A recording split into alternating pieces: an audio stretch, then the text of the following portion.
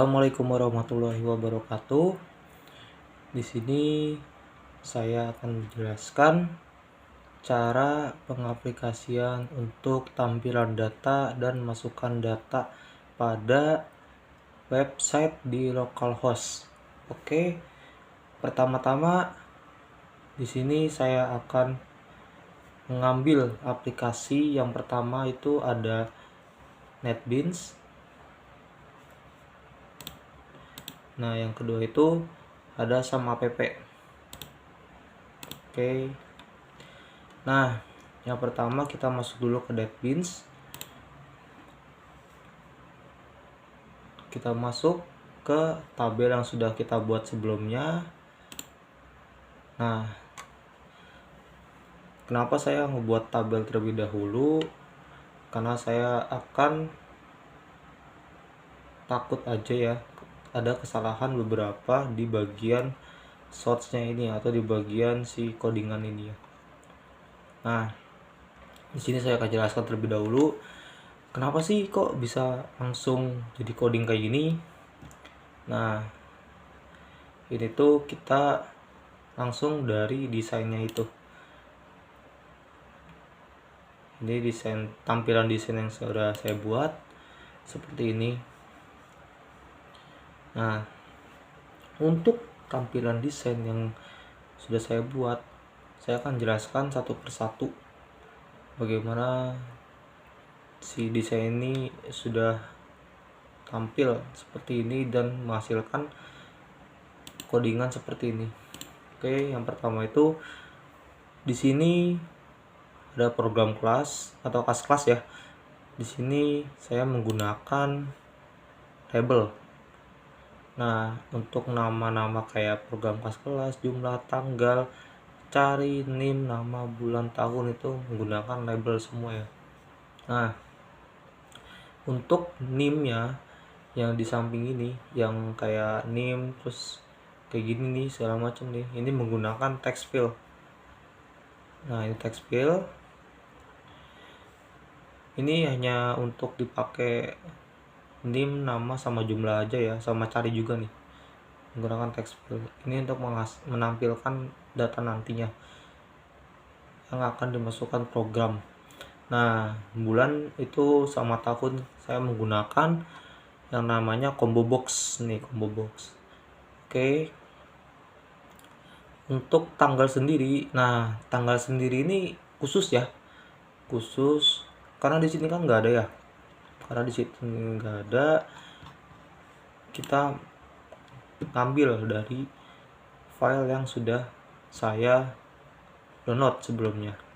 Nah, untuk file yang sudah saya download itu seperti ini tampilannya.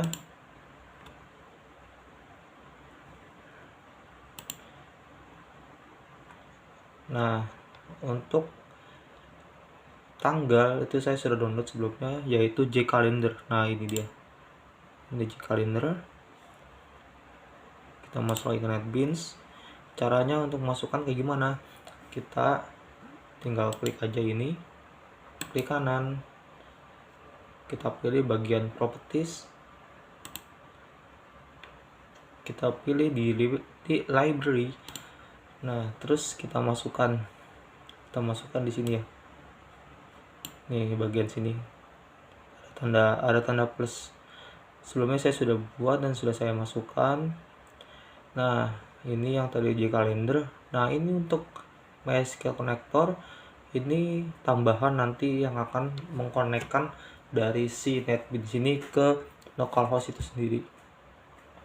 Ini ada tambahannya sendiri ya di MySQL. Nah, kita udah menambahkan, ini kita juga udah masukkan ke sini. Nah, untuk simpan, ubah, hapus, cari, ini kan ada dua carinya. Nah, cari ini menggunakan label dan cari ini menggunakan button. Mana sih yang dari simpan, ubah, hapus, cari itu menggunakan button. Nah, ini buttonnya nih. Oke. Untuk title sendiri saya menggunakan yaitu table. Table yang mana? Nah, ini tabelnya sendiri ada di sini. Nah, ini table. Nih ya. Nah, tabelnya nih. Oke. kita Ctrl Z lagi,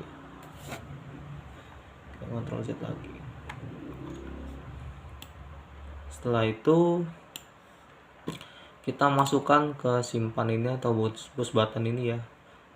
Kita lihat di bagian events, masuk ke mouse click. Nah ini mouse click. Oke, kita masuk ke bagian tampilan codingan itu sendiri.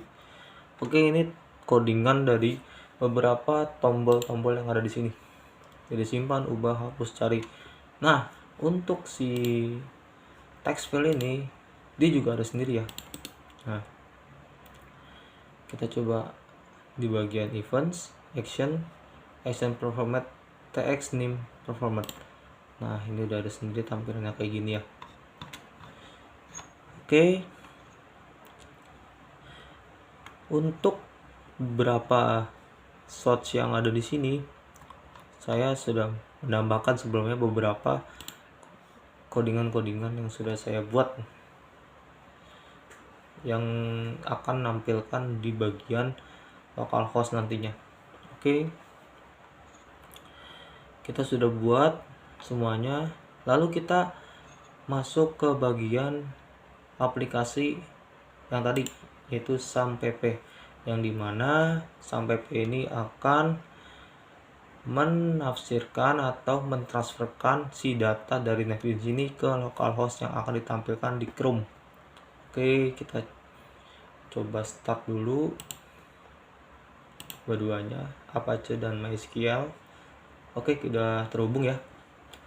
Kita minimize. Kenapa sih kita harus mengaktifkan si localhost ini SAMPP terlebih dahulu? Karena kalau tidak diaktifkan, maka si localhost yang ada di Chrome ini tidak akan timbul, karena tidak terbaca oleh sambungan di SAMPP itu sendiri. Oke, kita masuk di bagian localhost. Oke, udah, kita masuk. Tunggu dulu ya, lagi loading ini.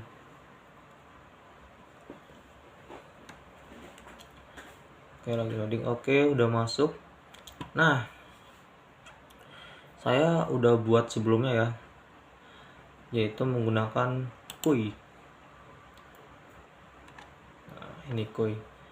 Oh iya teman-teman, kalau kalian ingin membuat baru, kita coba ya, kita klik baru. Nah, kita menamakan misalnya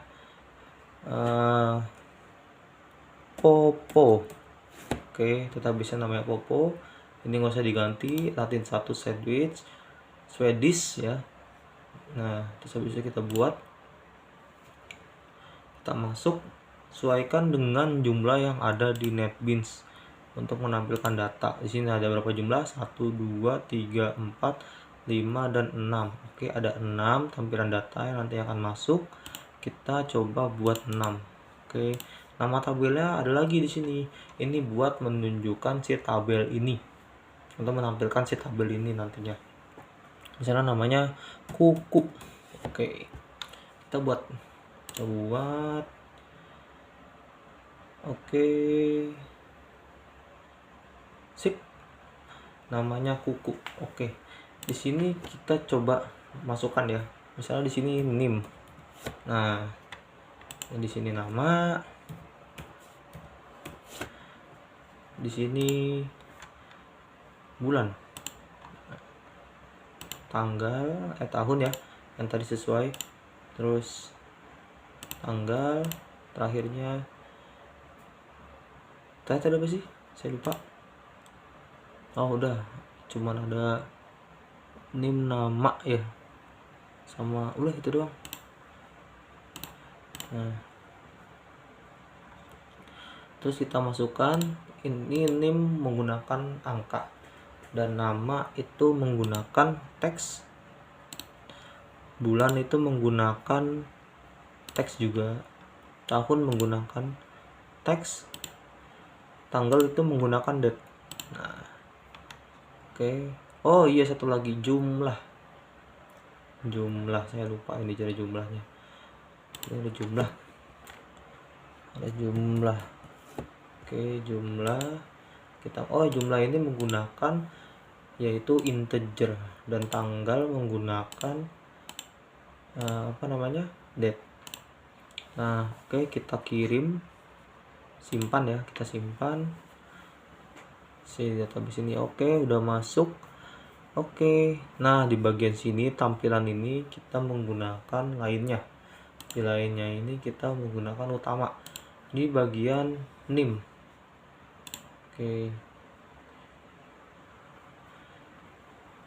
Oke, udah jadi. Kita coba untuk menjelajahi. Ini udah jadi ya, menjelajahi. Nah, jadilah seperti ini tampilannya. Oke, kita akan masuk ke bagian student yang dimana sudah saya buat sebelumnya, karena pada dasarnya sama sih, yang bagian kuku sama bagian student itu sama aja, cuman bedanya ini sudah saya masukkan ke bagian si admins. Nah, oke, saya hapus dulu data sebelumnya yang sudah saya coba. Oh, nggak bisa karena harus ini dulu ya. Oh, bagian sini. Oke, udah dihapus. Coba kita masukkan lagi, kita run file. Oke, kita coba, kita run file.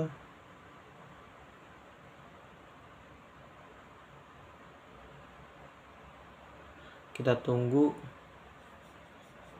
sampai data berhasil dimasukkan, nanti ada bacaannya. Kita tunggu ya teman-teman, biasanya agak lama sih kalau laptop kayak saya ini. Oke, tunggu.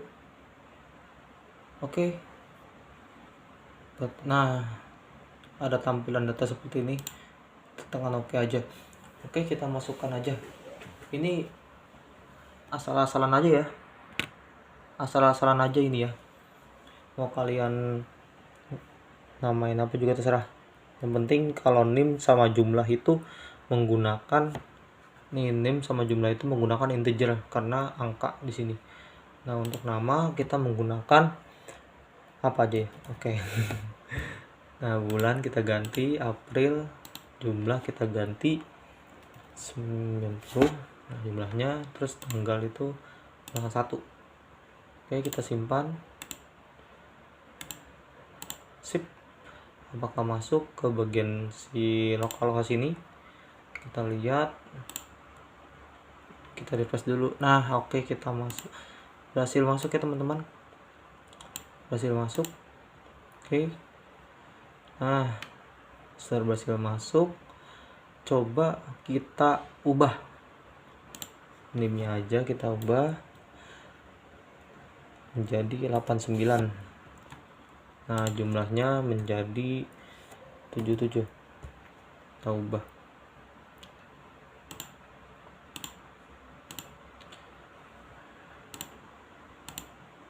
Oke,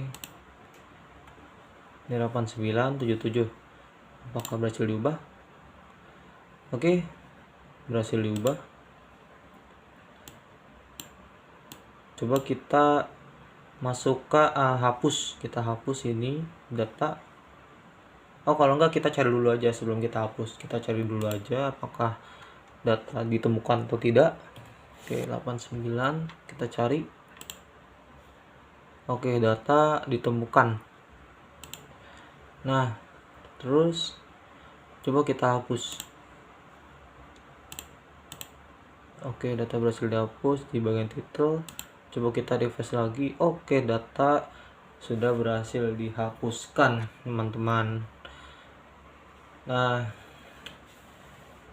ini merupakan sebuah aplikasi yang nantinya akan kalian kembangkan lagi untuk menyiapkan materi-materi berikutnya, karena di bagian desain ini itu sesuka hati kalian aja sih sebenarnya mah.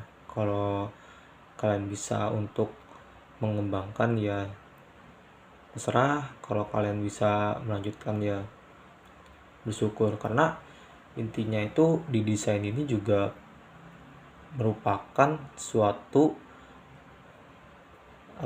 kalau bisa dibilang tuh untuk mendaftar ya, mendaftar di bagian institut-institut tertentu atau tempat loker-loker tertentu. Jadi istilahnya tuh kita menggunakan website-website yang sudah tersedia di beberapa aplikasi yang sudah dibuat oleh pembuat itu sendiri. Nah, jadi nggak susah-susah ya, kayak misalnya lamar kerja segala macam itu kita nggak perlu datang ke bagian satpam segala macam gitu kan, tapi kita udah bisa mengelola menggunakan database itu sendiri. Oke, sekian dari saya.